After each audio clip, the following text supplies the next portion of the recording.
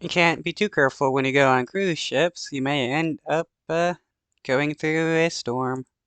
The holiday weekend, some couldn't wait for it to end because of a cruise nightmare. And we're getting some shocking new video tonight from aboard a Carnival cruise ship that sailed through a violent storm off the South Carolina coast.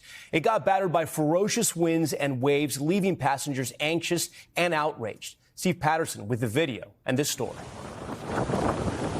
Tonight, a swirling storm of outrage in the fallout of a nightmare voyage. You're hitting some hella waves. Panicked passengers, seasick, scared, and hunkering through hurricane-force winds. As the hull of the Carnival Sunshine took a 12-hour severe storm beating. Ooh, 12 hours in a storm on a ship, that would definitely be terrifying.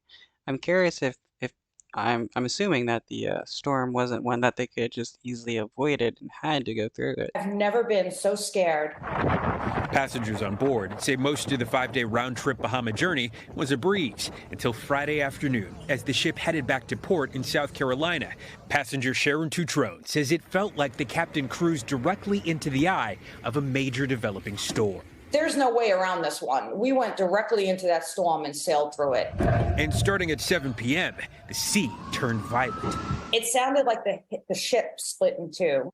We were flying blind with our lives in someone else's hands. According to weather data, the ship observed 80-mile-an-hour wind gust and the threat of 17-foot swells. Tutrone says the worst part, almost no communication from the captain or crew through nearly a dozen terrifying hours. The ship finally... Wow, the captain said nothing about what he was doing.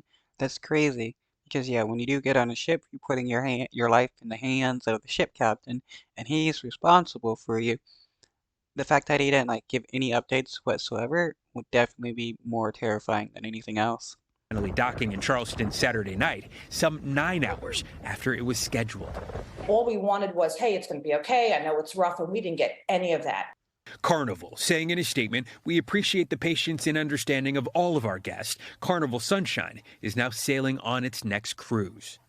I think they just wanted to get back to port and get the next people loaded. Back on dry land.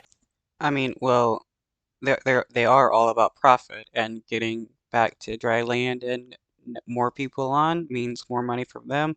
I mean, we can't really expect businesses to care about the safety of people when money is what matters most. A tempest of anger just starting to churn. Steve Patterson, NBC News.